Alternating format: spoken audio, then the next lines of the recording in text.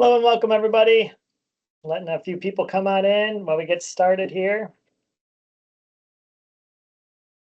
Thank you for joining. Thank you for joining Faith, Cynthia, Carol. Thank you for coming. Ned, Mark, thank you for coming. Laura Watkins, thank you for coming. Looking forward to this webinar series. Mr. Basham, thanks for coming. We'll just wait a few more seconds and then we'll jump into our first webinar series. So this is a little bit different for anyone who's joined in the past. For 2026, we are creating a webinar series once a month combined with our workshop series, which is also going to be once a month. We've separated out to really customize it to you, what you guys are looking for in terms of education, as well as the hands-on workshop components. They're all always going to be tied to the same theme. So that's going to be really good for us to kind of focus on one topic and go a little bit deeper as we dive into it. So let's give it just 30 more seconds and we'll jump right in.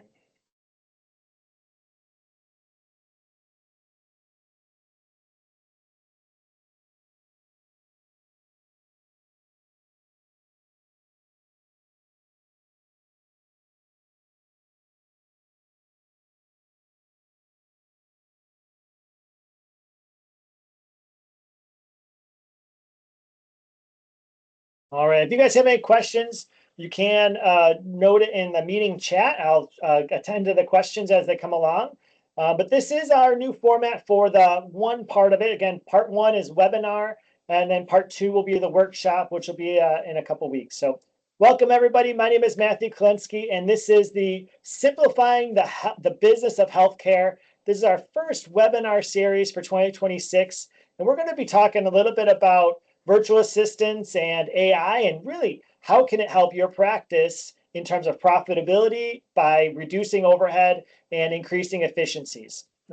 This has been a topic that we've been following very closely over 2025, and from about February last year to today, constant improvements are being made. So this isn't going to be specific on specific recommendations on brands or on services, but rather this is going to be an overview of what can be done. So to help you start thinking about which tools you already pay for, like your EMR, like any note-taking services, for example, whatever you're currently using, let's start there and let's see what we can add on to enhance your medical practice.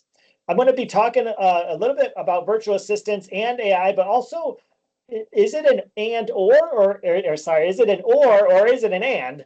And we'll talk a little bit about that by the end of the show. So let me go ahead and get started here.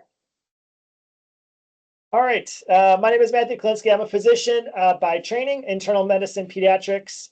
I'm also an entrepreneur, been running businesses for 16 years, and I've been a management consultant with Doctors Management for the past 2 years. We work with private practices to help them optimize their growth, but also help them to solve those day-to-day challenges as they continue to grow their practice in a tough society as it is. We do everything from practice startups to management consulting to compliance and audits from commercial payers and public payer audits. So today, this webinar, it's meant to be 20 to 30 minutes. And I'm going to be talking a little bit about some of the challenges that you guys are having as private practice owners, defining what is a virtual assistant. You might have heard this term for a while. What are AI? Like, are the robots really coming? What's going on with AI? And how do you guys, how would you think of it? How they can collaborate together? Because I think there's a lot more and in the equation than the or. What are those features in terms of the pros and cons? And then what does it look like from a combined workflow? Just some kind of preliminary, kind of soft examples. And then during our workshop, we can dive into very specifics regarding your specific situations. And then I do give a couple of immediate plans if you wanted to implement something in the start of 2026. This could be a good topic to consider doing. All right. So what is the big challenge? And if you guys were able to talk, I know you'd all say that the cost is increasing faster than the reimbursements. And in some cases, reimbursements they feel like they're getting less, And in some years they are, and some years they aren't. I put together this document of operating costs versus commercial payer prices using a proxy index for this HCPI.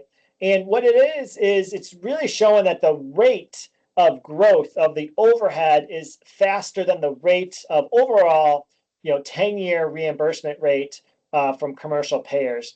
This is a lot of combination, a lot of things going into this, but at the end of the day, the margin for the medical practice is getting smaller. The operating cost is growing and the reimbursements aren't growing as fast. So that is one of the major challenges. You guys also might say things like staff turnover, rising costs of employee payroll is a big one, decreasing reimbursements, which we are all feeling, and then really that operational pressure of performing faster, better than your competitor, your other medical practices down the street, getting that better customer service for kind of less money. The patient experiences are, they are demanding more than they were 10 years ago. People want to be called back immediately. They want the phones to be answered immediately. If they don't get the person on the phone, they call back 3 times. So I'm sure a lot of people get that feeling in terms of just like you really can't win for losing when it comes to being busy and then having somebody call 3 more times to just make it even more busy. And really, at the end of the day, virtual assistants and AI can support the healthcare in the right manner, in the right framework. So I want to challenge each one of you on this webinar to really start thinking like a business owner. Medical practice, running a medical practice, whether you're a practice manager, whether you're the physician owner, nurse practitioners, it's just like every other business. When you go and you order food, when you're ordering things online, when you're shopping online, like every other business is addressing the AI enhancements to their service. And so you have to think like a business owner like everyone else. How can you utilize virtual assistants and AI to help provide better patient care? And if you don't, that it's going to be hard to keep up. And so really kind of I challenge you to embrace that, component of being a physician owner or a medical practice owner. All right, so let's start with virtual assistants. Now, we've talked a lot about virtual assistants, in the last 5 to 10 years. It's really becoming popular, especially during COVID. And really the definition has continued to evolve. So now we have a lot of people, even our local communities, who don't want to come to the office. Well, by definition, they're a virtual biller or a virtual front desk person or a virtual call center person, virtual assistant. So this general term of virtual assistant is really anyone who is not working in your office. And so as this definition continues to evolve, we want to start thinking about the people who are coming into the office as really that face of the company in terms of patient interactions, in terms of checking the blood pressure in real, person to person, vital checks, talking with them in person, greeting them when they come in the door. But a lot of the other components of the practices you might be already outsourcing to a phone person to help talk, answer phones from remotely, a billing company or a billing outsourced person that works for you remotely, or other components of it. And so generally speaking, a virtual assistant or VA is anybody who is not on site that's doing administrative type tasks, but that general administrative type tasks can be very broad.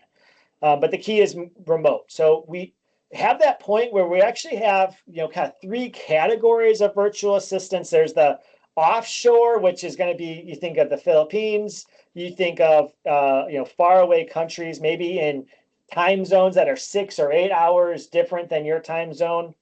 You think of nearshore, which is going to be Central America based, which they might be on the same time zone, but they're Central America based. And then there's the onshore, kind of local, and that could be anybody from working from California to New York, or it could be someone in your own backyard. And so all of these components have their benefits, and you don't necessarily have to go offshore to get some of the same results that you're looking for. So it really depends on what service that you're looking for, what component of your medical practice are you looking for assistance in that you can't find someone to come into the office. And maybe for small practices, you're trying to kind of negotiate the work-life balance that a lot of people are trying to kind of sustain.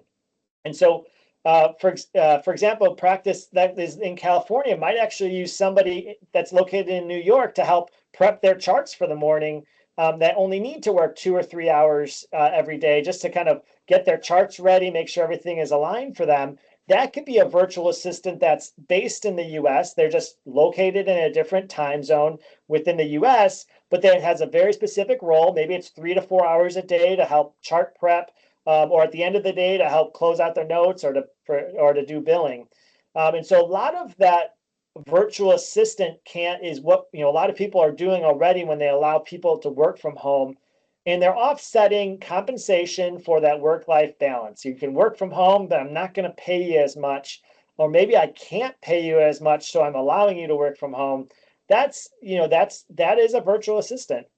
And it can go from $8 an hour to $30 an hour or more, depending on the skill set. So you're breaking it down into different tasks that can be used, for example, just answering the phones or answering the phones and checking eligibility, or following up with billing, or actually scribing for you, on a different level.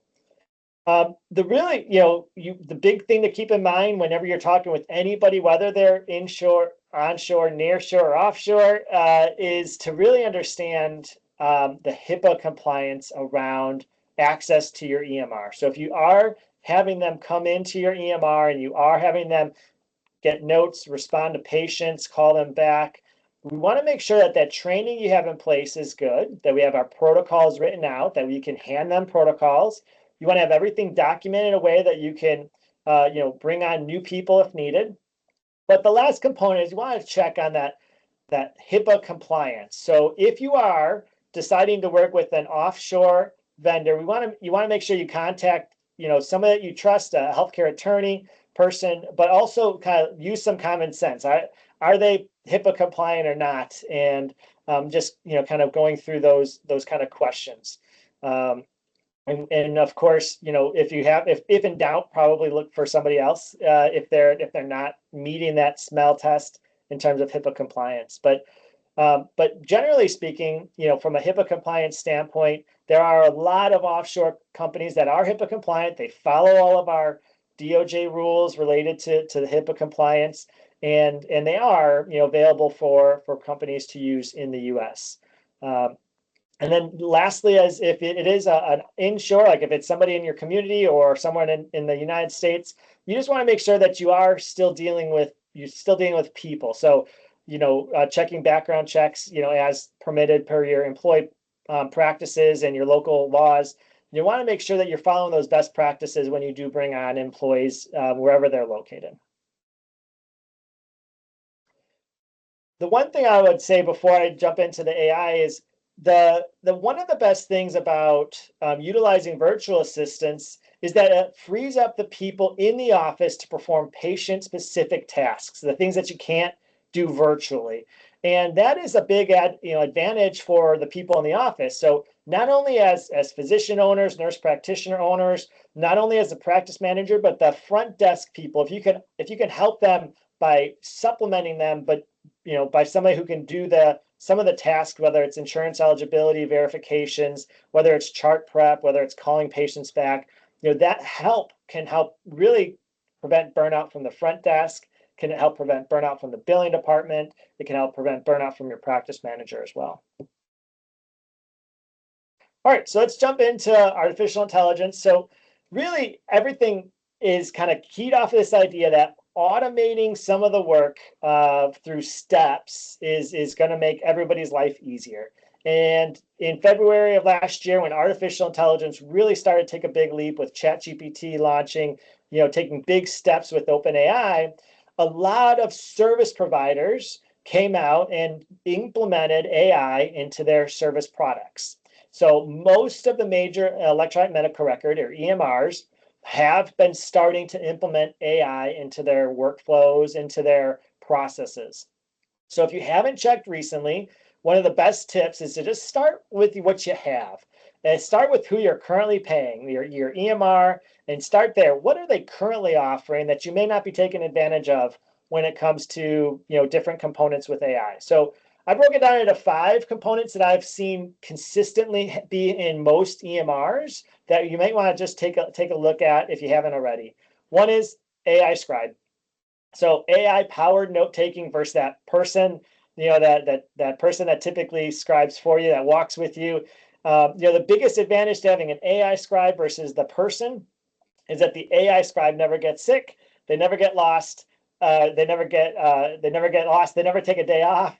They always know what you're saying, and they have the best terminology, and they follow directions, right? How many people have had scribes that's just you tell them over and over how to spell things and set up their notes, and it just doesn't work. So really, the way it works in most AI scribes is there's an ambient noise collection where you hit the start button and you have a conversation with the patient. And you're having a regular conversation between a provider and the patient. And it could start with the medical assistant taking the vitals, asking why they're there. And you're just hitting a button and it translates that into the note itself. Some of the good features about the AI scribe systems that I've seen is that you don't have to use medical knowledge to incorporate your billing. It'll actually take the conversation, it'll convert it from patient speak to billing speak, or to the proper way to kind of bill for it and code it along the way. And it will help the providers in making sure that they cover everything and properly bill or code what was actually done in the visit. So this is a newer component. A lot of EMRs are starting to roll this out in 2026. There are some add-ons, so you can get a third-party AI scribe and add it to your EMR if they don't have it already. Works very similar. Pressing a button, you talk, you have conversation. It then implants it into your note in the format that you want it to do. The accuracy is extremely strong on these. They're getting better and better. And so it's something that the providers that have implemented AI in scribing have they're actually happy at the end of the day. They're not as stressed. They don't have a stack of 12 notes that they haven't even started. They're actually able to just review the notes and make some small changes and then hit submit. So it's been dramatically improving the life of the providers who are using the AI scribe. Next one is AI billing. So these softwares, again, built into a lot of EMRs. They don't have to be built into EMRs, but they oftentimes are. And it's going to be the software that's analyzing the note with the coding that was submitted to determine if it had a high rate of denial. Like, is this going to be a high risk of denial based on the insurance payer, based on the note that you're providing? And this is, again, in a direct correlation to having a coding and billing team that would do chart review for every note prior to submitting. Now, it doesn't replace the team. And again, I want to be very specific. Like, none of the AI components that I'm going to talk about replace whole teams. What it does, it allow them to be more efficient, to make more better use of their time, and also to ensure that they're working just a little bit more efficient to get the work done. So we're not replacing our whole billing departments. What we are doing is who's ever doing that final check on the billing and following up, that's the one that's going to kind of help improve, and the AI can help do those tasks a little bit faster. The third one is AI voice. So kind of AI voice and smart routing. We've always had these virtual assistant voicemail people that talk through, and you press 2 for the front desk, press 3 for billing. Like, that's good, but that still doesn't make people answer the phone, right? So many times patients calling in, they'll press 2 for front desk, the front desk is busy, and it goes to voicemail. They call back, they press 3. Hey, I didn't, I'm trying to get to the front desk, and that kind of circle goes on and on. These AI voice systems now do have some deep integrations with EMRs, but what they can do is actually directly answer a lot of questions that the patient is actually having through conversation AI. So conversational AI in voice AI really allows them to have a question, say, I'm sick, I need a schedule appointment. And the voice AI can say, great, can you give me your birth date and your name, and I'll look you up in the system. They give the name and the birth date, they look them up, they say, okay, I see that you have this insurance, is this right? Yes. and you're having a conversation just like you would with the front desk receptionist. Then the AI can then schedule the appointment. I see that Dr. Smith has an opening next Tuesday or tomorrow at 3 o'clock. Are you available? Yes, good. I'm going to schedule you for 3 o'clock on Thursday. Does that work? Yes, good. So now all of a sudden you have a happy patient because the phone was answered. You have a new appointment scheduled, and the patient feels like they were responsive and enough. So that AI voice, while we can always add more people in a call center, there's always an opportunity for the call center to be busy. The AI voice systems, they don't ever get busy. You can have unlimited calls. You can answer calls, 20, 30 calls at the same time, and everybody gets that same response where they can talk with somebody just like we're having a conversation with anybody of your friends, and that really allows them to feel heard, get what they need, and then move on. Nothing's my son is sick today, and so nothing's worse than getting on this gotta wait to be answered on a call chain, or you just get hung up on, whereas you just need the appointment. Just go ahead and schedule it, and I'm fine with that. So those are some big components when it comes to AI voice. AI fax review is another big component that's saving practices a lot of time. So some EMRs, and again, third-party vendors, they can act as your fax number. They would see the fax coming in. They can read the fax, know which patient, just like a medical assistant or front desk would read the fax to say, okay, it's Billy Smith. The birthday is January 1st. Let me look them up in the system. Okay, I found it. I verified, and it can preliminarily file it in or match it with the patient's file. Now, the key is none of the systems I know automatically file it. They always require another human set of eyes to file, whether that's a virtual assistant, which is how they can work together, or somebody from the office. The big thing is that if anyone's walked in and had a stack of faxes in their fax machine, or the paper ran out, you put in the paper and it just keeps on printing off new faxes. All of those faxes would be automatically saved in the computer and preliminarily filed with the right patient, so that somebody still needs to read the results. They can select accept, that it does match and that they've reviewed it, and it's already in the system for the medical record. And they can route it to the doctor, they can route it to the front desk to call to set up an appointment, to come back in, or whatever needs to be done. But having everything in the system allows it just a little bit more efficient. And you don't have to keep feeding reams of paper into the fax machine anymore. The last thing is marketing. So just like a business, and I asked you guys all to think like business owners, because a lot of these components are all businesses have these challenges: answering phones, processing, in-office work, faxes, maybe not faxes. Nobody's using faxes except for medical practices. But marketing is one of those components where all businesses have to do some type of marketing, whether that's having a website, responding to messages, posting on social media, creating contacts. And so AI, one of the earliest uses for AI is in supporting marketing, whether it was creating images and PDFs to display or to hand out, or it was to create social media posts or blogs. And so all components of marketing can be supported by AI as well. So if you're a practice who wants to build out their image, maybe you want to bring on another provider, get more patients in the door, or maybe you're a startup practice, using AI to make those right decisions on where do I spend my money and how to do it is going to be one of those tools. So Google, has, Google Analytics with Google ads can help you really understand like who's your target market and who do you want to go after. But there's other components of software that are not related to your electronic medical record that would be standalone vendors that will just help you optimize the money you're spending on marketing. If you're spending $500 a month, great.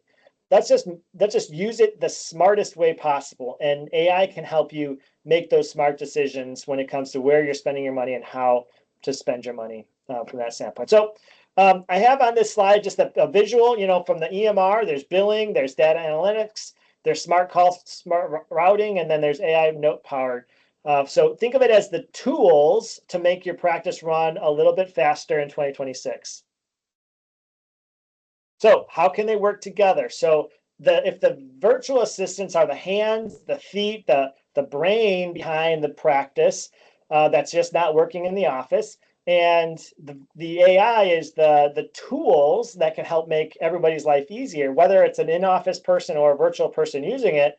There's a lot of synergy that can be had when it comes to AI and virtual assistants, and really enhancing accuracy of patient delivery, patient care is the ultimate goal, right? We all want to be serving our patients to the best of our ability, providing customer service, seeing our patients when we can, and optimizing our care. And so by combining that approach is where you see the most amount of return on your effort.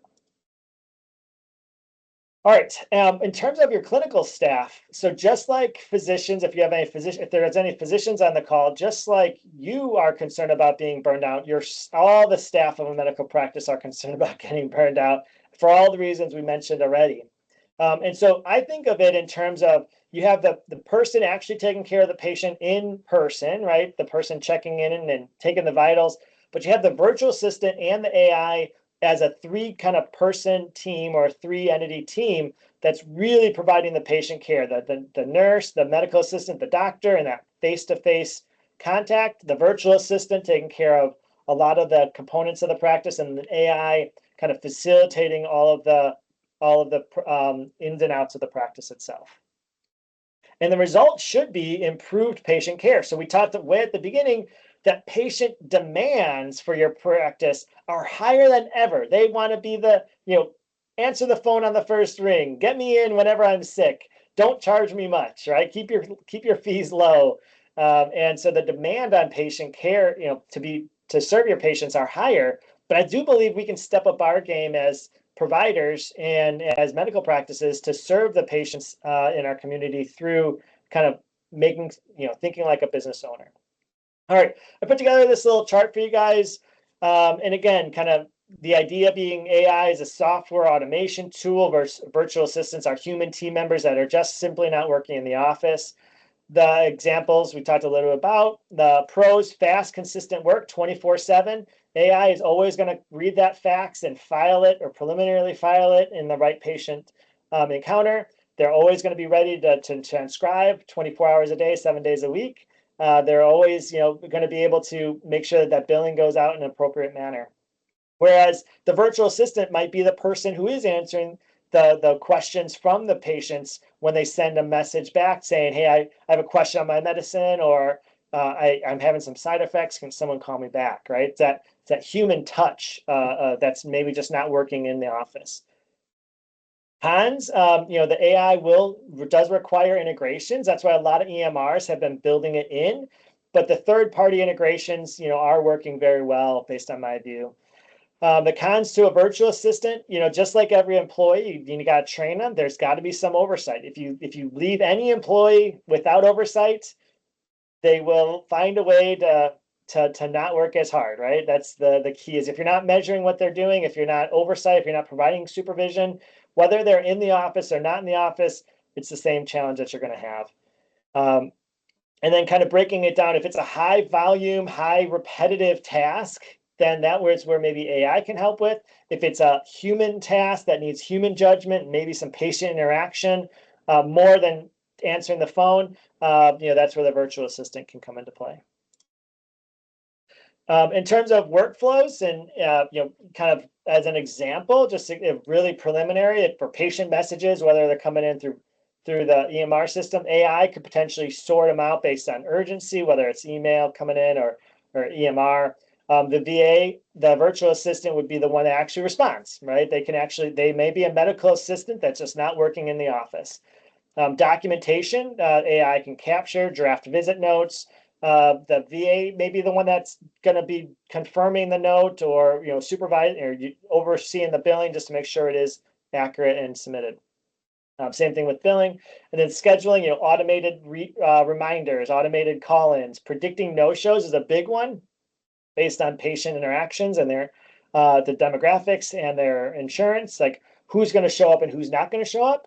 And that may allow you to just overbook 1 or 2 patients to get you your numbers. And then virtual assistant would be the ones that maybe actually make those calls, although the voice AI is getting really good at actually making outbound calls now. All right, we talked a little bit about the immediate benefits already. It's going to be, the quickest and easiest one is going to be those scribes, the AI scribes. I've seen a lot of physicians just start smiling when they get the AI scribe kind of fine-tuned to what they're looking for. So finishing their notes quicker. Increased focus on patient time. We all got into this, whether you're a nurse practitioner, you're a doctor, you're a medical assistant, anybody in the medical field, you get in there for patient care. And when you get bogged down with all of the other stuff, it sometimes gets a little bit challenging to come to work. But by automating some of the other stuff allows you to focus more of your day on patient care directly and indirectly. And then provider burnout, I'm going to say a staff burnout as well is also another big one. And when it comes to the phone, again, whether it's a AI that's routing calls better or an AI voice that's actually answering the calls, in both cases, you're going to optimize that call volume. You're going to make sure that people are heard, that they don't keep ringing, and that ultimately you're getting new patients in the door, and you're taking care of the patient care for anyone who's calling in. All right. And what does this all result to? So thinking as a business owner, responding to patient concerns faster is going to allow you to gain better trust with those patients. They're going to be able to take care of any side effects faster. It's going to reduce waiting times, which nobody likes waiting times, and delays. If you need a medication refill and the doctor doesn't respond for 48 hours, or the doctor's office doesn't get to it for 48 hours, like, that should never happen, right? Especially if we have the systems in place to be able to streamline that. So if you request the medication refill, it should happen, so you don't have any skip days.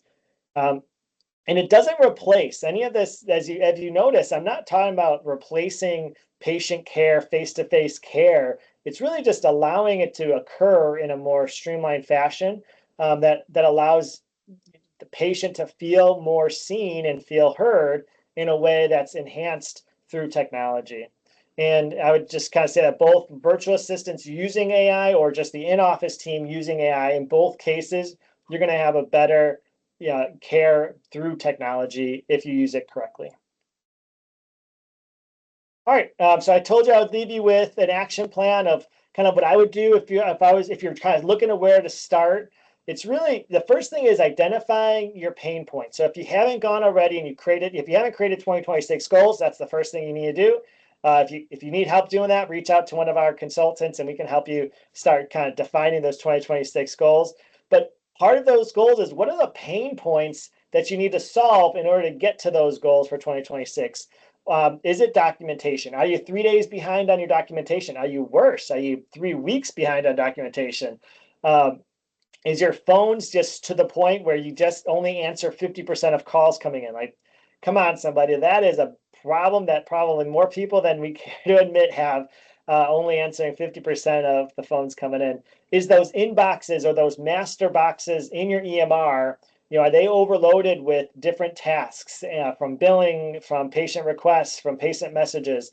Is that something that's difficult to control? Like, what is the one pain point that you want to start solving, or potentially a group of similar pain points? And start with research, spending 30 to 45 minutes to start the process of understanding the options is going to be the cheapest and easiest way to start teaching yourself what options you have. Is it going with a virtual assistant, or is it an AI, or is there a combination that you can implement for both? And the research, typically I would recommend starting with your EMR, the marketplace associated with your EMR. So whatever EMR you have, there's typically a marketplace of integrated partners that's already integrated. They've already partnered together, they have contracts together, they have code that's written together. And starting there can allow you maybe for that easier transition, especially if you don't have a large team to support a big transition product. That's called native. So I kind of, so integrations with third party, or is there any native solutions within the EMR that they've built, that the EMR itself has built? For example, scribes or billing support that's native to the platform. There is no integration because it's built in to the system. And maybe it's something you just have to call your account manager and say, hey, I'm paying for your software. How much would it be to upgrade to the AI scribe? I'm paying for your software. I'd love to use your fax service. Like, how much is it going to be? $17 more a month? Like, that's a no-brainer. Let's do it. If it's more, then we might want to look at the third-party integrations to be integrated with it.